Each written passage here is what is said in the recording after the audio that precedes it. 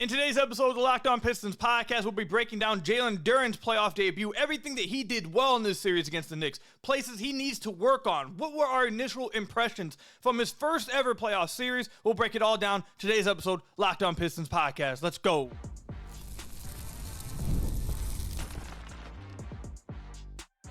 You are Locked On Pistons, your daily Detroit Pistons podcast, part of the Locked On Podcast Network, your team every day.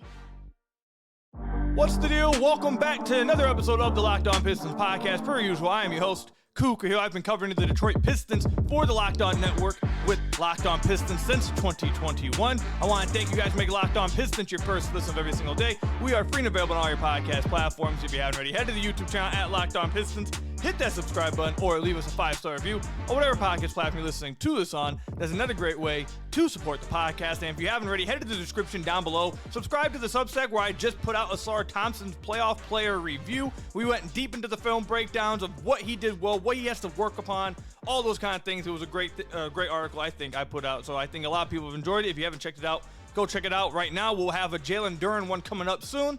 Also, subscribe to the Playback link down below as well if you have not already. But in today's episode, we'll be breaking down everything that Jalen Duren did well, what impressed me in his first ever playoff series. We'll talk about some of the flaws that were exposed in the playoffs and things he has to work on in order for the Detroit Pistons to take that next step. And then I'll give my final thoughts on what he looked like in his first ever playoff series. But we're going to go ahead and start with his positives. By the way, as well, we have already done Cade Cunningham and Ausar Thompson. With each one of these playoff reviews on the podcast, I am also writing up a playoff player review on the Substack. So we got one for Cade, we got one for Ausar, we'll have one with Jalen Duren coming up pretty soon. So let's go ahead and get into the positives. Let's go ahead and say what his numbers were overall in the playoffs.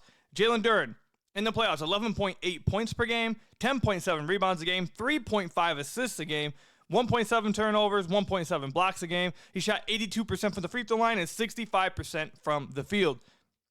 The first thing that really impressed me from Jalen Duren's first ever playoff series. Now, this is a 21, 22-year-old big man. He has a lot of growing to do still, just like the rest of this team does. None of these guys are perfect. But the first thing that really jumped off the screen to me watching Jalen Duren in these playoff series is that he gave it everything that he had. Every single time he touched the floor, he was giving max effort. Now, we'll talk about this later. There was, in my opinion, a ceiling of what Jalen Duren could do in these playoffs. That ceiling will raise as he gets older and gets better, but there was a ceiling of what he could bring to this playoff series. And for good or for worse, I feel like he hit that ceiling. He did his best job. He gave the most effort possible to hit whatever ceiling he possibly had within the series. I think he did hit that. He played the best that he could have played in these playoffs. I don't think that he didn't, rise to where he should have played at. Some guys play below what you expect. I think Jalen Duren really did get right to the expectations and played as good as he possibly could. So I very much appreciate that from Jalen Duren. The other thing I really liked from him in this playoff series that really popped off, I would say, in game 4, 5, and 6. Didn't happen as much at the beginning of the series, but we'll talk about that later on. But in the final half of the series against the Knicks, I thought that his playmaking really, really popped, especially against this trapping defense that the Knicks were doing against or employing against Cade Cunningham. He was doing a fantastic job in the short roll, making these passes to Ausar Thompson coming along the baseline, lobbing the ball to Ausar Thompson coming down the baseline. And when the weak side defender tagged down on Ausar to kind of take that away, him making that next read to make the cross-court skip pass to an open shooter. I think when you have a guy like Cade Cunningham, and again, it'll be interesting to see if teams continue to guard Cade this way, if and when the Pistons get another legit scorer within the half court, another legit initiator. Do they still employ doubles, traps, etc.? But as long as teams do that, Jalen Duren is one of the best kind of answers to that type of defense. Jalen Duren, his short roll playmaking, his short roll passing, his processing in the short roll, all that stuff should obliterate blitzes, traps, etc. from Cade Cunningham because he's generating 2-on-1s.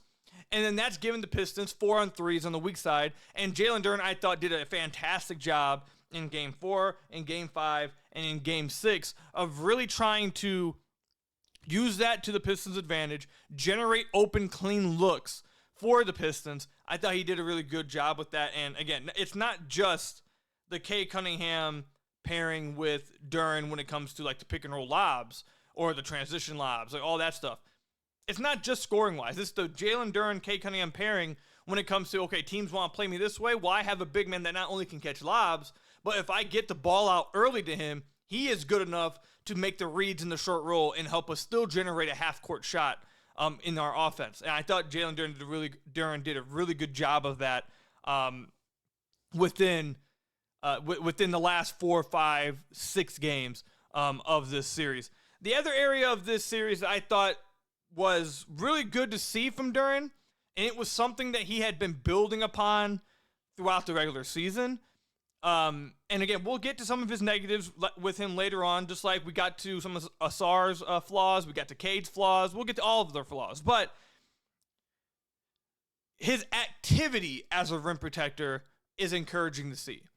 Trajan talked about this just last week in his exit press conference. He said that it was nice to see Jalen Duren get better after the first 25 games. It was, I don't want to say shocking, it was interesting to see Trajan openly say, yeah, those first 25 games basically were tough. Like, it was getting spooky, basically. And then he just took another step and started to get better.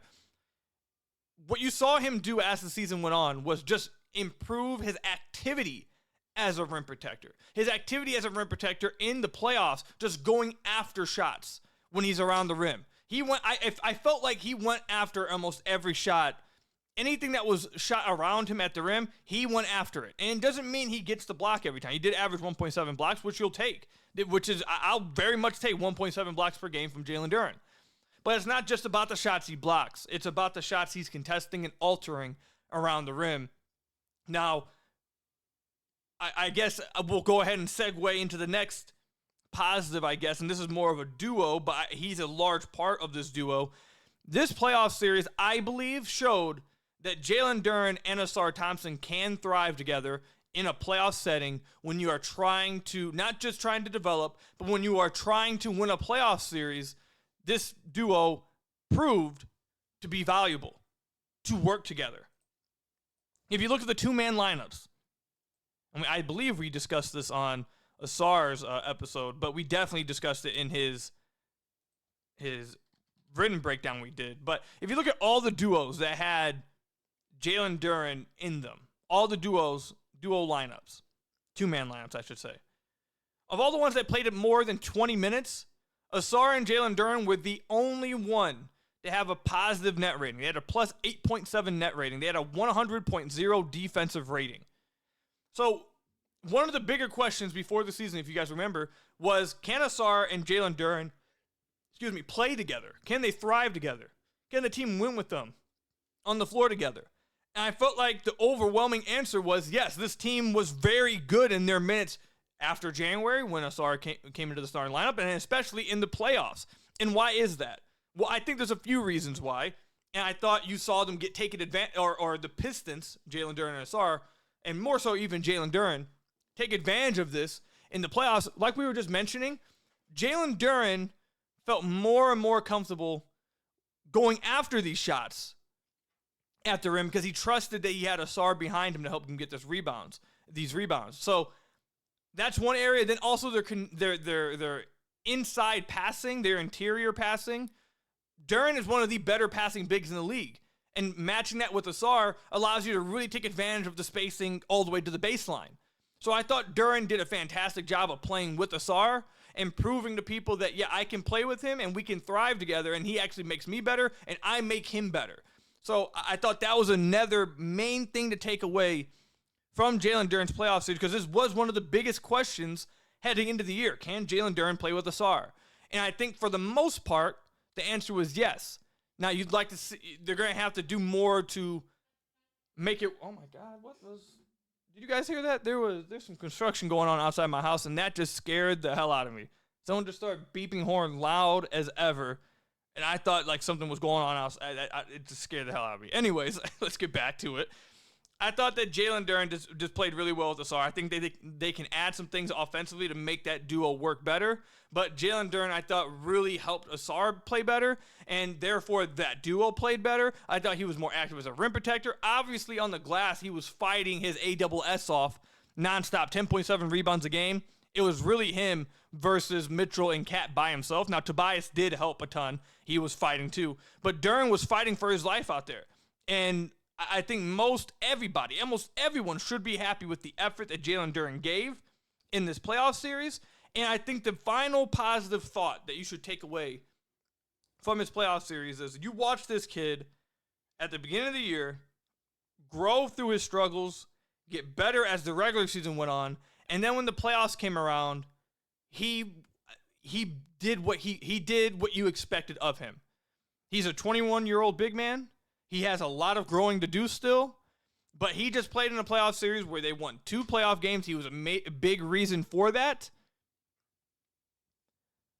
And you should feel good about his development trajectory moving forward because not only it happened in the regular season, but because of what he brought in the playoffs as well. So let me know in the comment section down below or over on Twitter at @KukaHill. What was it that you were impressed by Jalen Duren in the playoffs? Some positives. Maybe there were some positives that I didn't bring up that you guys think of. So let me know. Again, comment section down below or over on Twitter at KukaHill. I also didn't bring this up. I sure brought it up. He shot 83% from the free throw line. This was a dude who was really bad free throw shooter his rookie year, and he's just steadily improved in that area over and over and over, especially in the playoffs. So 83% from your big man, you'd love to see it. But coming up, we'll talk about some of the flaws that were exposed or were put on display in Jalen Duren's game that he still has to improve upon. And I'll give you guys a hint. It still is on the defensive end. We'll talk about it coming up.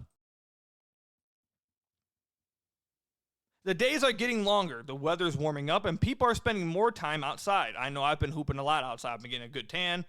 Love it. Which means it's the perfect time to refresh your outdoor space. Whether you're working with a big backyard or a small balcony, Wayfair has everything you need to make it feel more like you.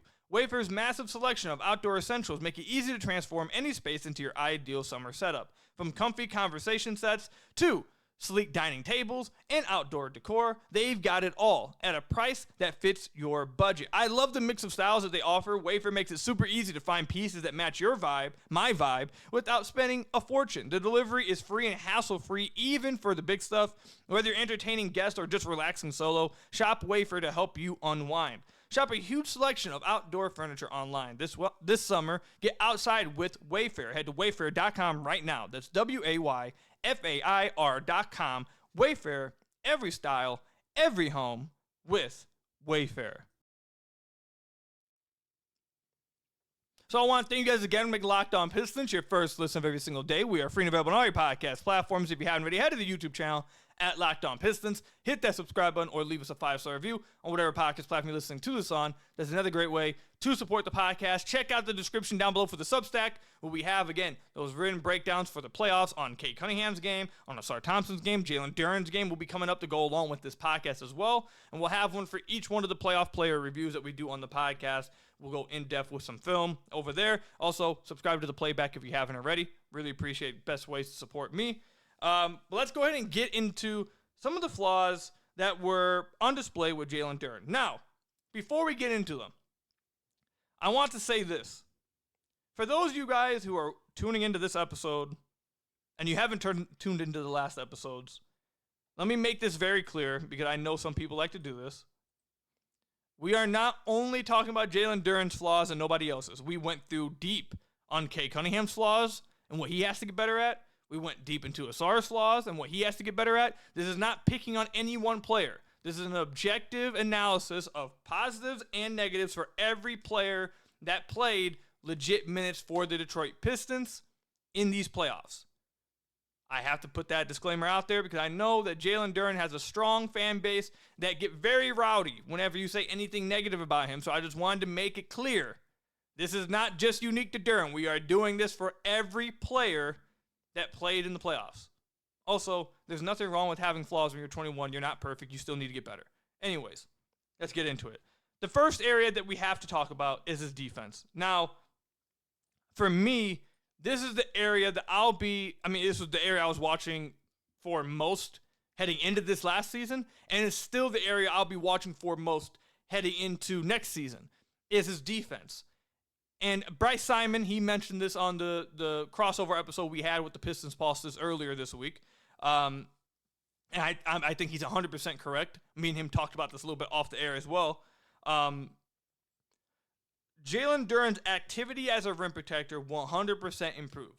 And simply having that improvement is big time because for a while, he wasn't even going after shots. So the fact you've seen development at all on the defensive end should give you optimism that he will continue growing on that end.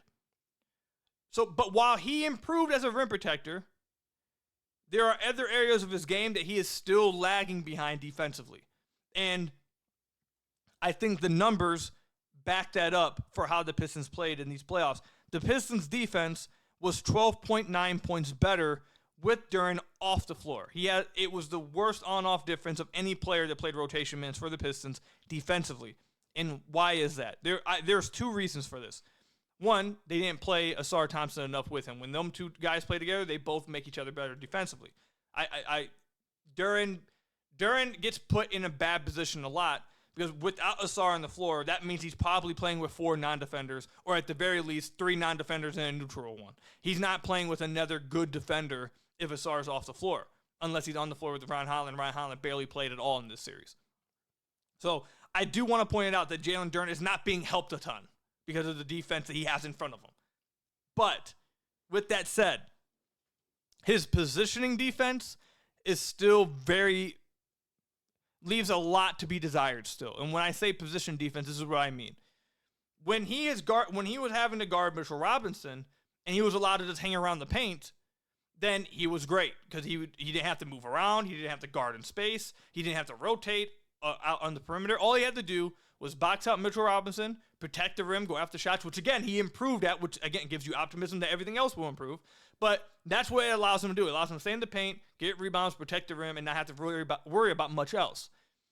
When he didn't have to guard Mitchell Robinson, you saw the flaws start to get exposed a little bit, which I think JB Bickerstaff, which kind of admitted by going with the matchup of Duren on Hart and Tobias on Cat, because Duren is not very good at guarding in space. And I thought this was a good adjustment. It was a really good adjustment from JB. I think it actually worked for the most part.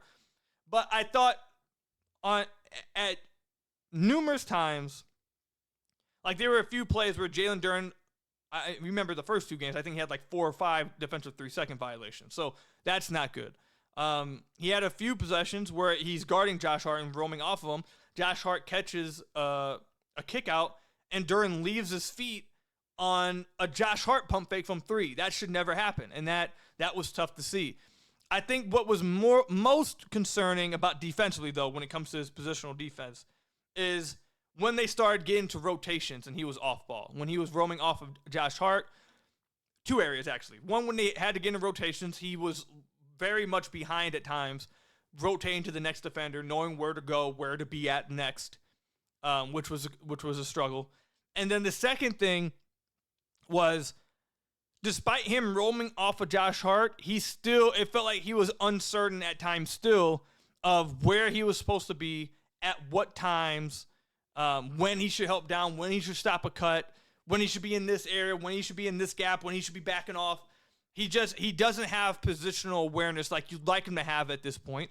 But again, let me make it clear, he improved as a rim protector already this year. So you should have some optimism that he will continue to improve everywhere else defensively.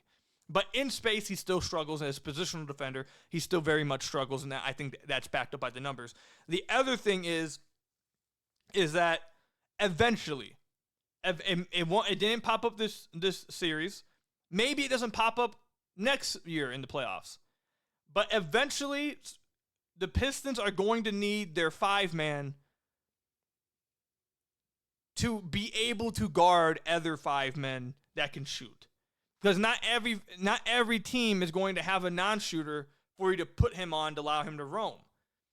When Tobias got into foul trouble in the 2 games this series, I believe it was Game 3 and Game 4, those are the 2 games that Cat went crazy. And why was that? Now Duren had to go off of Hart and start guarding Cat, and Cat just had a field day. One of the things that I thought Duren really struggled at, that Tobias was exceptional at, and I hope they play this on the film room over and over and over and over again every single day, Tobias was on the catch with Cat every single possession. Every single time Cat caught the ball beyond the three-point line, Tobias was already there in his chest. Already there. Duren, on far, far too many occasions, and we went through this in the film breakdown of, I believe, Game 4. I believe it was Game 4 when Cat hit those back-to-back-to-back threes in the fourth and closed them out. The reason why Cat got all those threes off was because Duren was not there on the catch. Even the step back that Cat had, we went through this on the film breakdown, that he had at the end of the game, everyone was like, oh, great shot. That was created because Duren was too far off initially on the catch, which caused Duren to then run out and leave his feet, which allowed Cat to dribble and get him into bad position, which then allowed him to step back and create space from Duren, because now Duren's running back to the paint to try to cut him off. And now Cat, what a step back three is obviously a tough shot. He got a clean look. And it was all because Duren just wasn't there on the catch on these stretch bigs. And that's something that he struggled at throughout the year. When he's guarding stretch bigs, he thinks, it feels like watching, let me say that. Let me not say he thinks, like, as if I know. But it feels like watching that he thinks that he can get a contest from within the three-point line against three-point shooters, and a late contest is good enough, where it's absolutely not good enough. And if you just looked at the closeouts from Tobias versus Duren, they're just stark differences. And that goes, again, back to positional defending, knowing when to get back out on a shooter, how close to be, all that kind of stuff. So that's the biggest area of Jalen Duren's career development, and biggest flaw takeaway from these playoffs is that he still has to grow in that department, and the Pistons desperately need him to get there, because teams will continue to try to take advantage of that in the future in the playoffs and moving forward into the regular season, especially as teams start to take the Pistons serious now going into the year. The Pistons aren't the underdog. The Pistons aren't the mighty Fighting Ducks or whatever, the underrated hockey story team, whatever movie that was. I think it's the Mighty Ducks. Whatever, you get what I'm saying. They're no longer the fun underdog team. Now teams are expecting them. Now they're the good team that teams are ready to play. So stuff's going to change. The other area that really popped to me during that I wasn't as much disappointed with the defensive stuff that I just mentioned, because it's something he struggled with throughout the year, and I expected it to be something he was going to have to work on and struggle with in the playoff series, and hope that he gets better at moving forward. The area that I actually was pretty disappointed at with Duren, despite everything else he did positively, the area that I actually was really disappointed at is that he didn't put any pressure on Cat off the live dribble. Remember, the Pistons at the end of the year were running inverted pick and rolls for Duren. And inverted pick and rolls, for those of you guys who don't understand what that is, it's when you have the guard setting a screen and it's your center running the pick and roll as the ball handler. They were, out of a lot of their actions and sets, they were using Cade coming up from a down pin or Malik Beasley coming up from a down pin. Instead of coming up for a handoff, they then would just drive their defender into Duren, and now he's running a pick and roll, getting into the basket and scoring. Whether it's from the extended free throw line area on the wing or at the high post when he runs a DHO, he was taking guys off a live dribble, getting to the basket, getting them in foul trouble, and scoring at the rim. That is one of the areas that have you believing that Duren is a special prospect because of what he's able to do off a live dribble. And you start to see that at the back end of the season. It was like, oh my God, he's putting it all together. This is fantastic. And Cat, for a guy who historically gets himself in the foul trouble nonstop in the playoffs, I expected going into the series that would be something that Duren would be able to take advantage of. Off a live dribble, take Cat to the basket, give him in foul trouble, score at the rim, and get him out the game. And Duren really didn't do it at all. And that was an area that I was pretty disappointed in, because I thought that that's something the Pistons desperately could have used. And it's something that he should be able to, and he showed us he can. He should have been able to try to take advantage of. And I don't know if it was because coaching staff shied him away from doing it. I don't know if he didn't feel comfortable doing it in the playoffs with the lights on. Don't know which one it was, but that was something I was disappointed in, because he's proven he can do it, and that's what makes him special. And I think the Pistons really could have used it. So those are the two areas that I was disappointed in with Jalen Duren. Let me know, what are some negatives, some flaws that you guys noticed about Jalen Duren that maybe I didn't mention? Let me know, comment section down below, or over on Twitter at @KukaHill. Coming up, I want to give my final thoughts on Jalen Duren in these playoffs and how I feel about him moving forward now after seeing him in such a competitive scene. We'll talk about it coming up.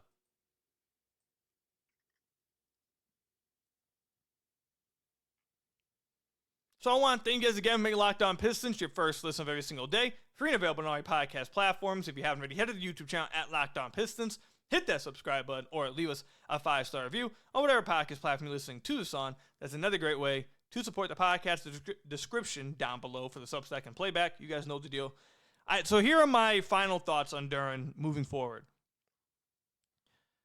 I know this is going to be a conversation throughout the offseason, and I know people are going to want to hear my answer here. Would I extend Jalen Duren? No, I wouldn't give him an extension this offseason, unless it's an extension I feel comfortable with. I believe he's going to ask for around $25 to $27 million. I would not give him that. I would feel comfortable at this time giving him around $20 million.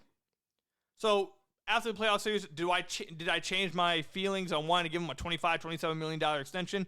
No, I did not. However, do I walk away from the playoff series feeling better about Duren? Yes, I do. I walk away feeling much better about the effort level that he can give consistently.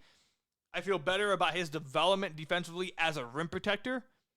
The way that teams decide to guard Cade, you saw how valuable it was to have a guy that can make those reads in the short roll, that can process defenses and make the right reads over and over, whether it's a lob, a dump off, or a cross-court skip pass. Having that type of playmaking, you saw how valuable that was.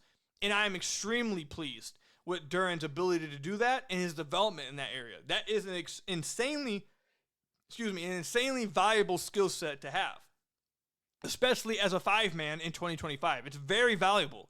So I come away feeling impressed with Jalen Duren. And you're going to hear this throughout most of these breakdowns or these reviews for the young guys. I guess we're basically done with the young guys after this, right? Well, Stu and Ron, but they barely played. I was impressed with all of them. I feel like you should walk away not astronomically better about any one guy maybe, but you should walk away positive about all of them. Doesn't mean you have to think they're all going to be superstars, but after the first playoff series, they forced a Game 6. All of them, I thought, had their moments. You should feel good at 21, 22 years old, especially with Duren. You should feel, yeah, he showed me something. You should feel better about him.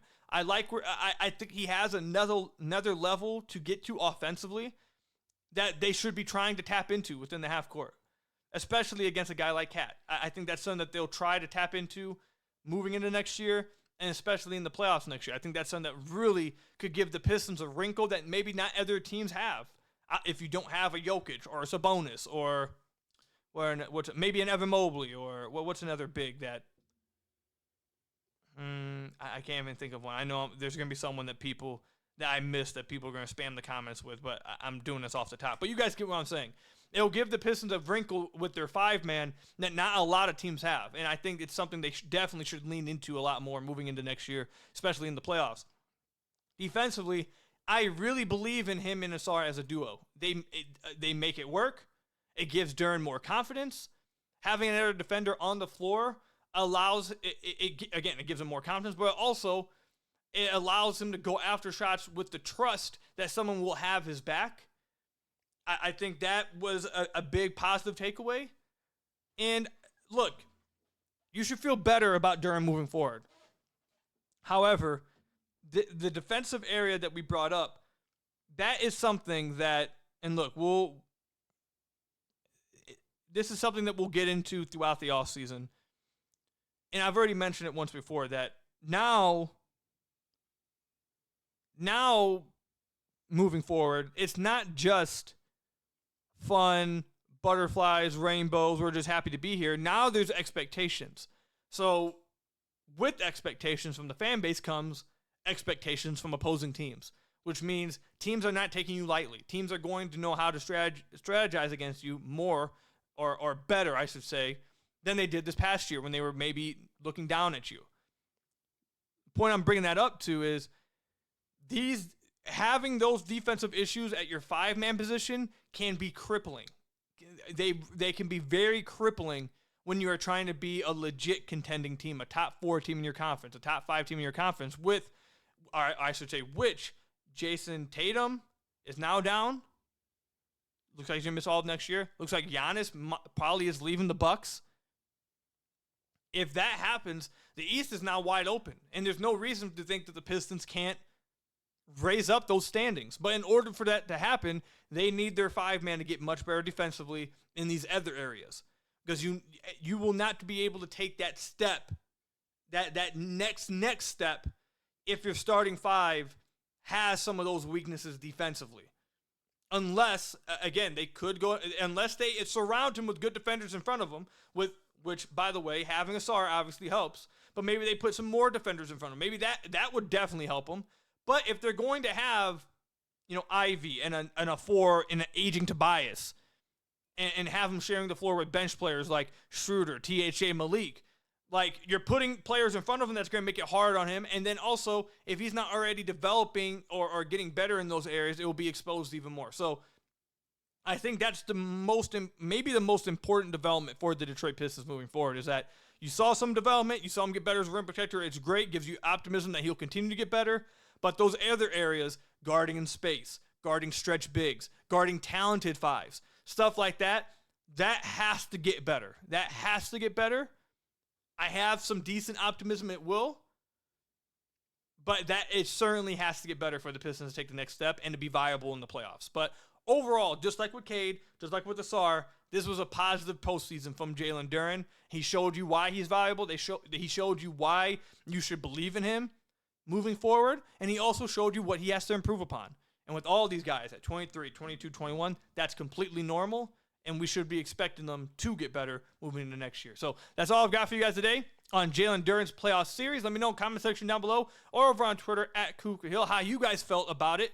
Until next time, I'll see you guys later. Thank you guys for making Locked On Pistons your first listen every single day. Free and available on all your podcast platforms. If you haven't already, head to the YouTube channel at Locked On Pistons.